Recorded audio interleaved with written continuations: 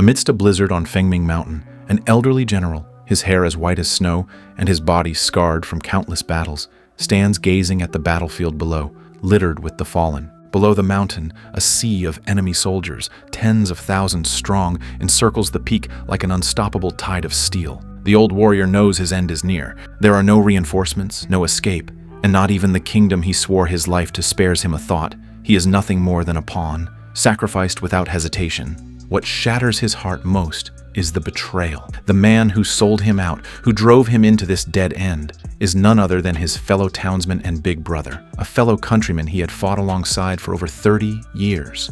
Yet, in the face of certain death, the general's eyes betray no fear. Slowly, he removes the armor that has been his second skin for a lifetime, mounts his steed, and charges alone, one man against an army, into the heart of the enemy horde. This is Zhao Zilong, the ever-victorious general of Shu, in the epic film Three Kingdoms, Resurrection of the Dragon. This is not a tale of right or wrong, but of fate's cruel whims in a world of chaos, where men are but ants struggling in the storm. It is the story of a man who, with his life, draws a circle, both brutal and beautiful.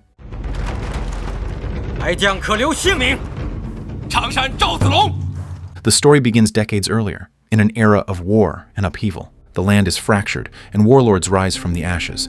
Young Zhao Zilong, driven by a simple dream to make a name for himself, to bring peace to the land, and to one day have a home of his own, leaves his hometown of Changshan and joins Liu Bei's rebel army. In the camp, he meets Luo Ping-an, a fellow soldier from Changshan. 为何要参加义军呢？想尽点力，希望太平以后能有个家。你觉得我们会赢吗？我相信，命运在自己手中。 Luo is a veteran, 5 years in the army with nothing to show for it, but his ambition burns bright. When he sees Zilong sketching a map, he unfurls his own, one of the central plains, and swears an oath, stick with your big brother.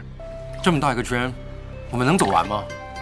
小伙子，好好跟着你大哥，我一定会带你走完这张图。 If we can help Lord Liu Bei carve a path across this land, if we can complete this circle, then peace will come, and we'll return to Changshan as heroes. Zilong, then just a nameless recruit, entrusts his fate to Luo, who becomes the brother he trusts above all others.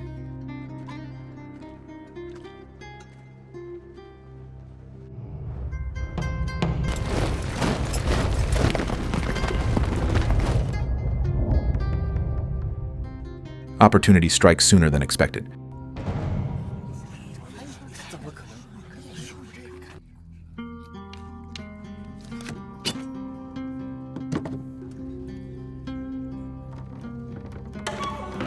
Cao Cao's armies advance, and Liu Bei's strategist, Zhuge Liang, proposes a desperate plan. Instead of waiting for annihilation, they will strike first. 这盘棋不难下，一棋之道，以其练子以求生，不如弃子而取胜。弃此债者，主动出击者生；守此债者，必死。我们有可能赢吗？赢不了，难道我来陪死？兵法如棋，命输一子，莫使一先。他们明天杀过来，我们就赶他今夜先杀过去。Zhuge Liang, studying the heavens, predicts a storm at midnight, thunder, lightning, and torrential rain. He selects 20 volunteers for a suicide mission to infiltrate the enemy's central camp, cut down their banner, and sow chaos in their ranks. Luo Ping-an and his band of brothers from Changshan take on the mission, knowing the odds are 9 deaths for every 1 chance of survival. 世事如棋，一招换来千古业。胜负已分，我还得赶往别处救亡。 In the dead of night, torrential rain pours down as slaughter unfolds in the mud.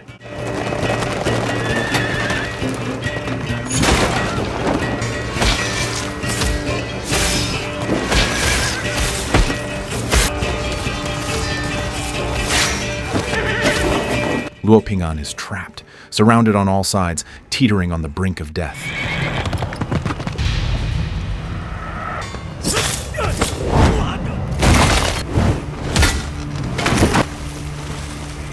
At this critical moment, Zhao Zilong descends like a god of war. His spear moves like a dragon, carving a bloody path through the chaos.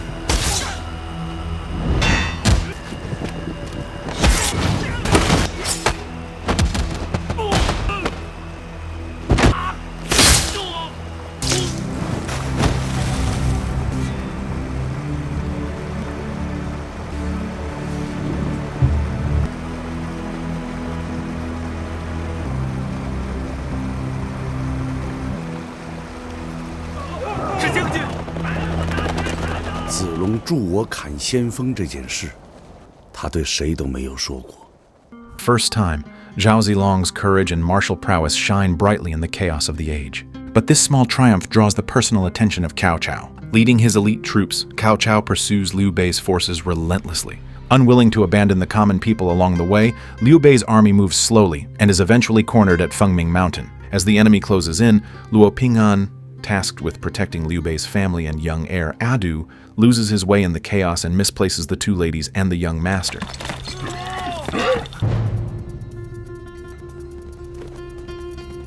罗平安，两位夫人和少主呢？失散了。 In ancient military law, losing the bloodline of one's lord is a capital offense. The hot-tempered Zhang Fei, enraged, draws his sword and is about to execute Luo Ping'an on the spot.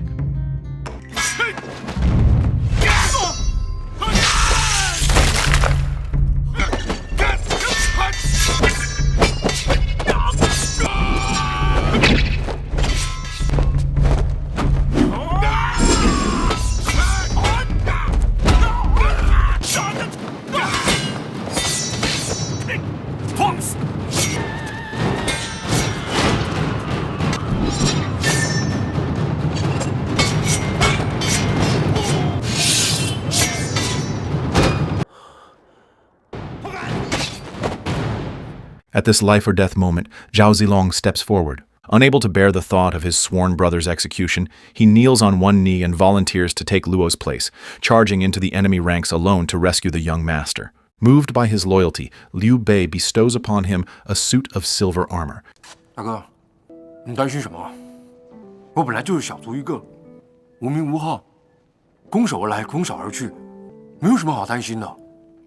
大哥，我只怕在你那个版图上没有办法和你走一圈，就算只剩下你一个人，你要漂漂亮亮的走人了。你这没出息的，别说废话来吓我。记住，一跑出去，随便绕几个圈儿，轻轻松松的把那个没用的阿斗给捡回来。 Clad in the silver armor, Zhao Zilong faces the most glorious and brutal battle of his life, the single-handed rescue of his lord.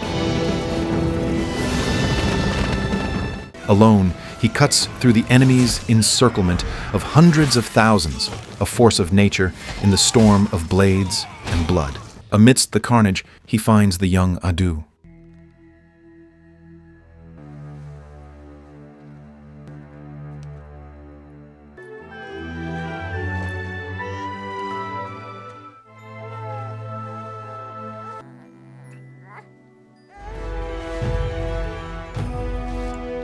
From his cliffside vantage, Cao Cao watches the spectacle unfold, stunned by the sight of the silver-armored warrior who charges in and out of the enemy lines, unstoppable.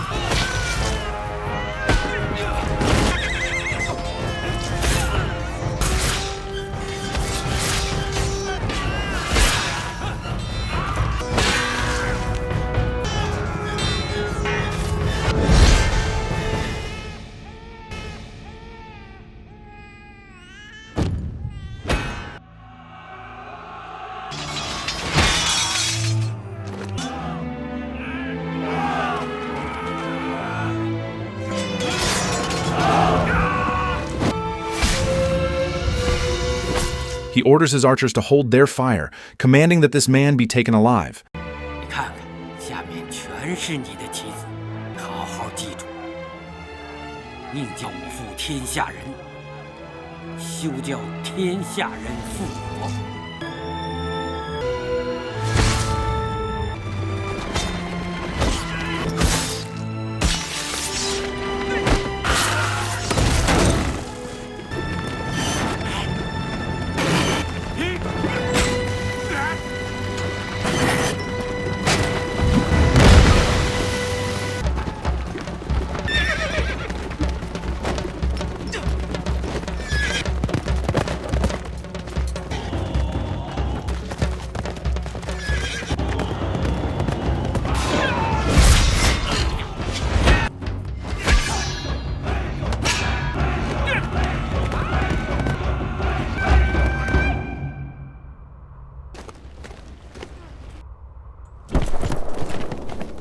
He even calls out the question that would echo through history. Who is this warrior? Zilong raises his head, his voice booming like thunder. Zhao Zilong of Changshan. This moment is seared not only into Cao Cao's memory but also into the eyes of his granddaughter, Cao Ying, who stands beside him. The young girl, watching the godlike warrior, secretly vows that one day she will capture this man with her own hands. Against all odds, Zhao Zilong fights his way back to the Shu camp with Adu. The Battle of Chengban establishes his legend. He is named the ever-victorious general and stands alongside Guan Yu, Zhang Fei, Ma Chao, and Huang Zhong as one of Shu's 5 tiger generals. He becomes a living myth. Time flies, and the cycle of unity and division continues. Liu Bei declares himself emperor and founds the kingdom of Shu, but the fires of war still rage across the land. 奉圣谕，封关羽为前将军，领关家军10万，镇守荆州，以据东吴尊权。奉圣谕，封张飞为右将军，领张家军10万，固守汉中，以拒曹操。奉圣谕，封马超为左将军，领马家军5万，把守西川。奉圣谕，封黄忠为后将军，领黄家军5万，镇守中军。奉圣谕，封赵子龙为领军将军，统领全军，出师北伐。朕加封将军为第1先锋，即日出兵，为我大汉挥军北伐，立第1大功。常山赵子龙领命。常山罗平安领命。 Over the next decades, the 5 tiger generals fight and die for their country, their lives spent on the battlefield. Yet even heroes cannot escape the ravages of time. Guan Yu falls at Maicheng, Zhang Fei meets a tragic end in his quest for vengeance, and soon after, Ma Chao and Huang Zhong also perish.